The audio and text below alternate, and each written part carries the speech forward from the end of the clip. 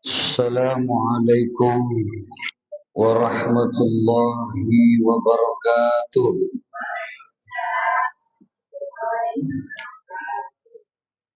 Alhamdulillahilladzi anzalal Qur'ana hudan lin-nasi wa bayyinatin minal huda wal furqan.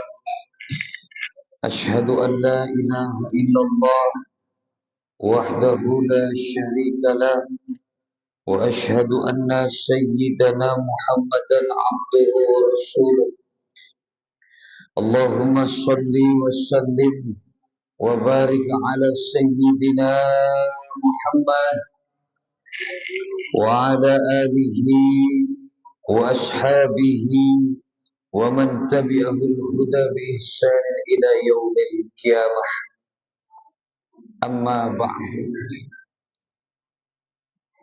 Jamaah salat Isya dan salat tarawih yang dirahmati Allah Subhanahu wa taala. Alhamdulillah,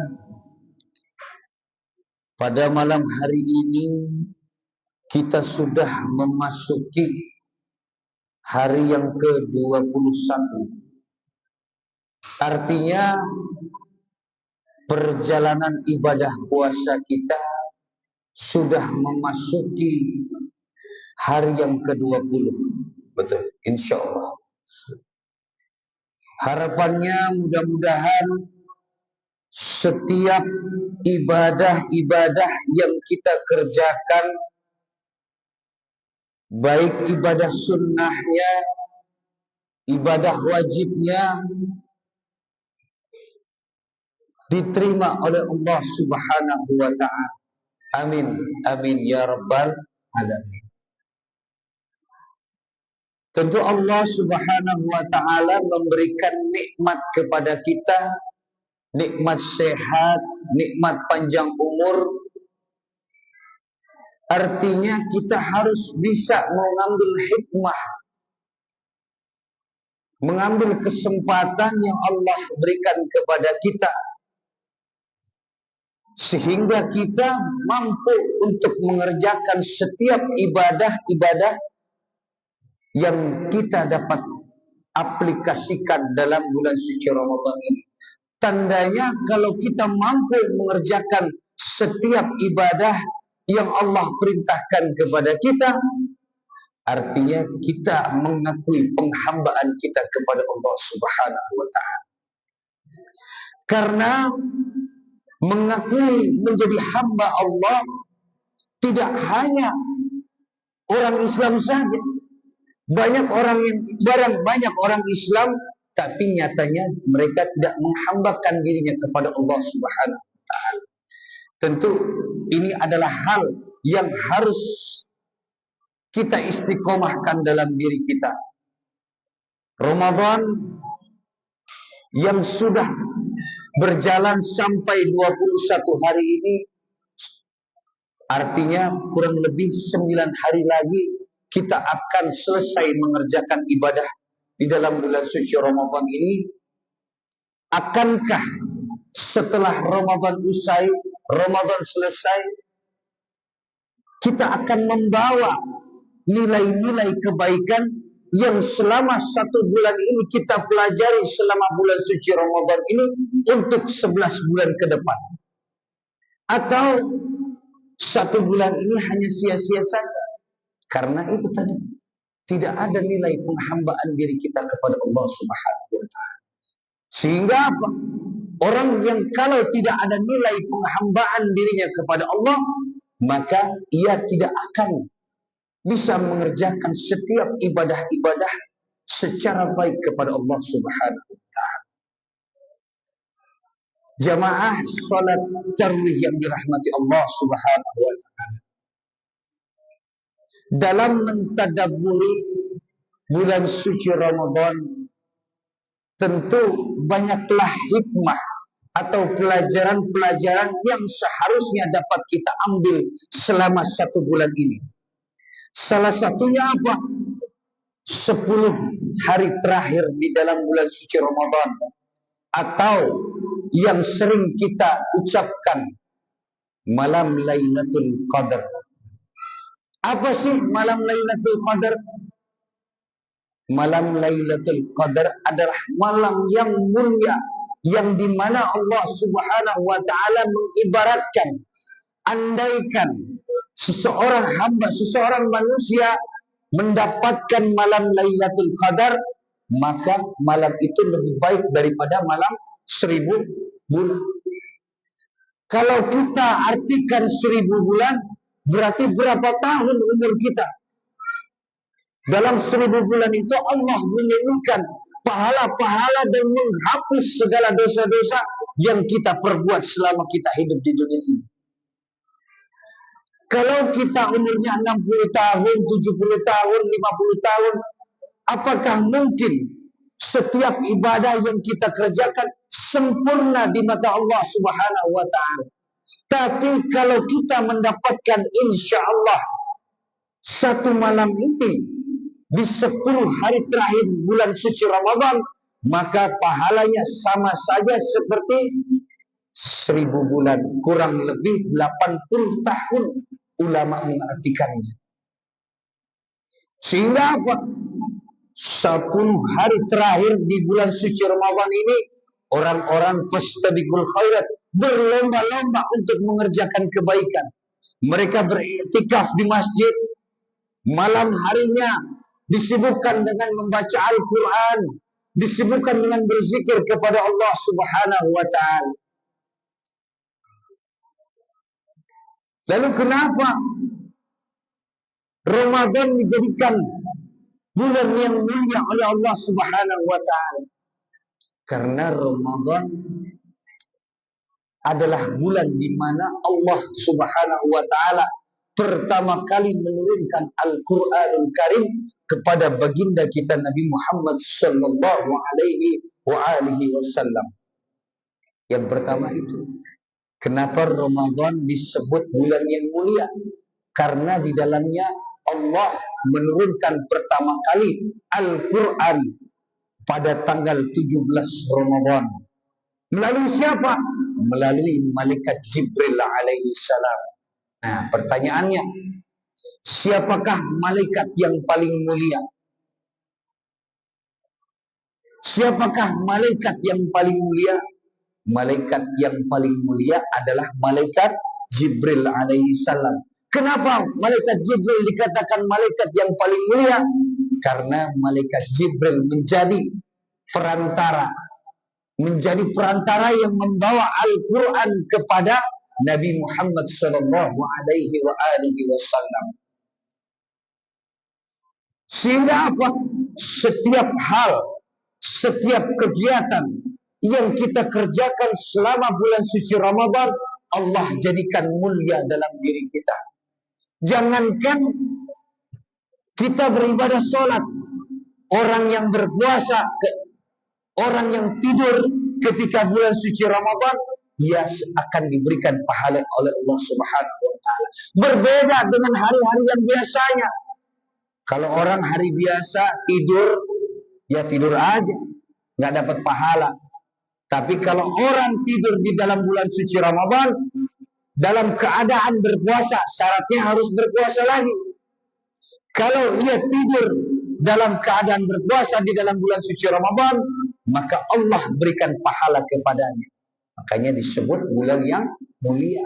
Apapun yang kita kerjakan akan diberikan ganjaran pahala oleh Allah Subhanahu wa Ta'ala. Apalagi ketika kita membaca Al-Quran di dalam bulan suci Ramadan, orang-orang yang membaca Al-Quran di dalam bulan suci Ramadan, yang biasanya Allah memberikan pahala satu harakat itu 10, maka di dalam bulan suci Ramadan Allah akan melipat gandakan pahala tersebut. Disebut bulan yang mulia.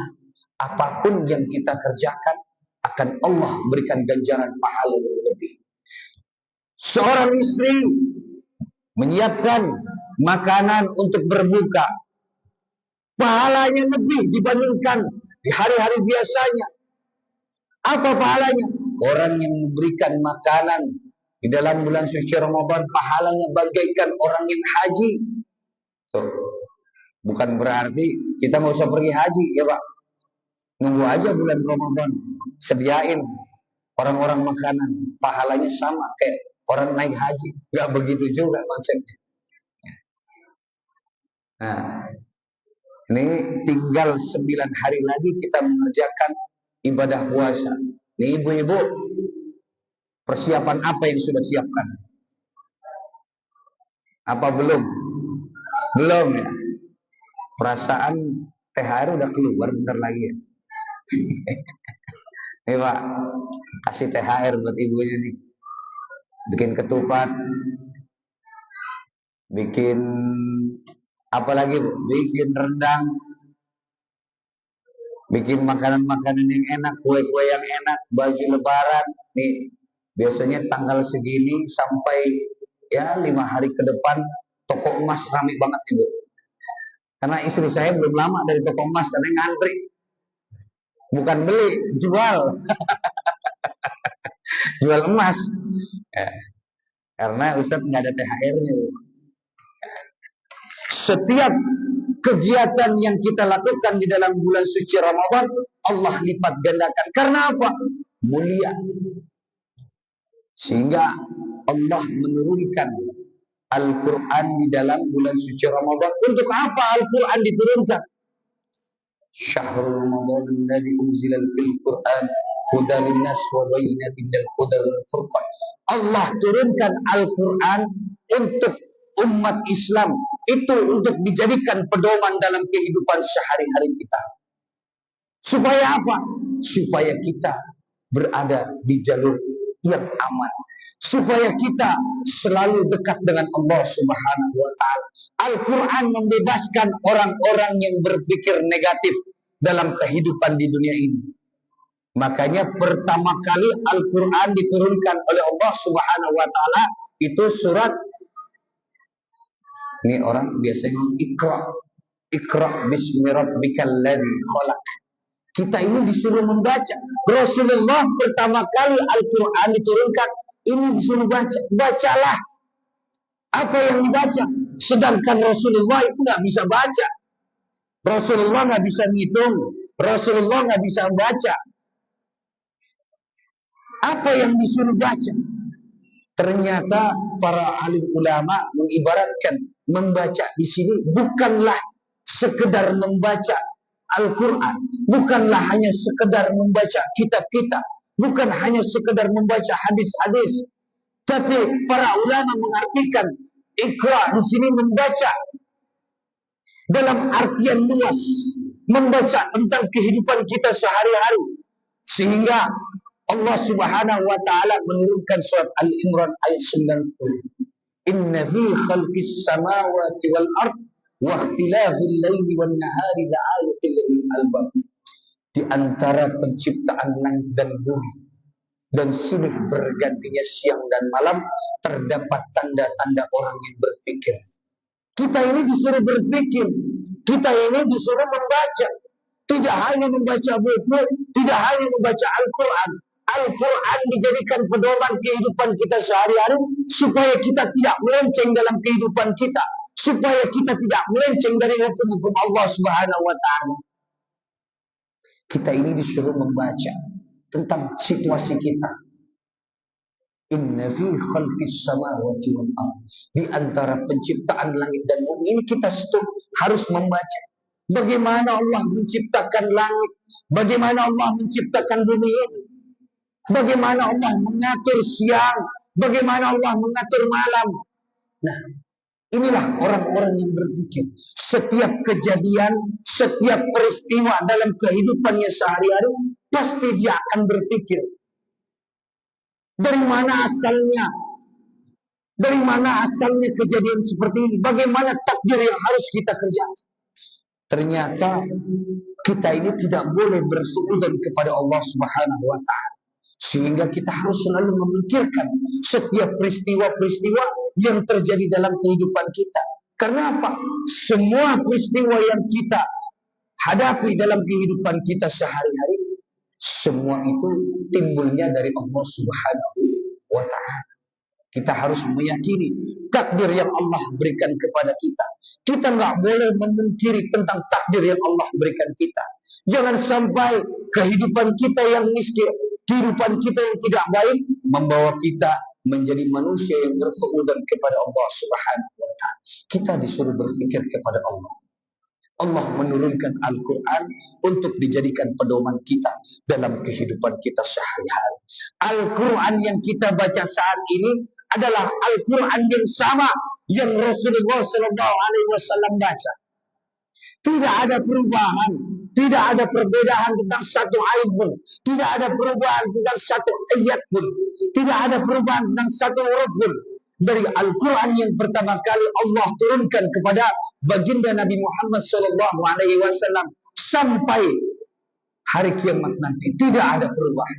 Jadi kalau ada perubahan dalam satu kitab suci, itu bukanlah kitab suci namanya. Namanya kitab perubahan. Kalau kitab suci yang selalu ada perubahannya, itu tidak bisa diartikan kitab suci. Kitab suci adalah kitab yang akan selalu dijaga kesuciannya oleh Allah Subhanahu wa Ta'ala. Kitab suci adalah kitab yang akan selalu dijaga oleh setiap umat-umatnya. Dari zaman Rasulullah sampai saat ini sama kandungan. Bacaannya sama, artinya pun sama. Jadi kitab suci Al-Quran adalah kitab yang suci, yang harus kita jaga kesuciannya. Jangan sampai kita rubah satu huruf pun. Kalau ada kitab yang dirubah, itu akan merubah artinya. Jamaah salat tarawih yang dirahmati Allah Subhanahu wa Ta'ala. Jadi hikmah yang dapat diambil dalam mentadabburi bulan suci Ramadan ini adalah tentang bagaimana Allah menurunkan keberkahan untuk kita umat Islam melalui Al-Quranul Karim yang Allah turunkan melalui malaikat Jibril alaihissalam kepada baginda Nabi Muhammad sallallahu alaihi wasallam, sehingga setiap perkara, setiap aktivitas yang kita kerjakan dalam bulan suci Ramadan ini Allah jadikan mulia semuanya. Allah jadikan pahalanya berlipat-lipat ganda. Makanya dari itu, mumpung masih ada waktu 9 hari lagi kurang lebih, kita perbaiki lagi ibadah kita. Kita kencengin lagi, kita semangat lagi ya Bu. Mungkin ini udah pada malas, udah pada mulai malas sahurnya, udah pada mulai malas tarawihnya. Jangan sampai 10 hari terakhir ini semakin kurang semangat kita. Yang malah seharusnya 10 hari terakhir ini semakin kuat keimanan kita, semakin semangat dalam melakukan aktivitas ibadah kita kepada Allah Subhanahu wa Ta'ala. Demikian tausiah yang singkat ini, semoga bermanfaat untuk kita semuanya. Andaikan Ramadan ini Ramadan yang terakhir untuk kita, kita berdoa kepada Allah Subhanahu wa Ta'ala, semoga Ramadan ini adalah Ramadan yang terbaik untuk kita dalam kehidupan kita. Amin, amin ya rabbal alamin. Allahumma afiq ila aqwamit thoriq. Wassalamualaikum warahmatullahi wabarakatuh.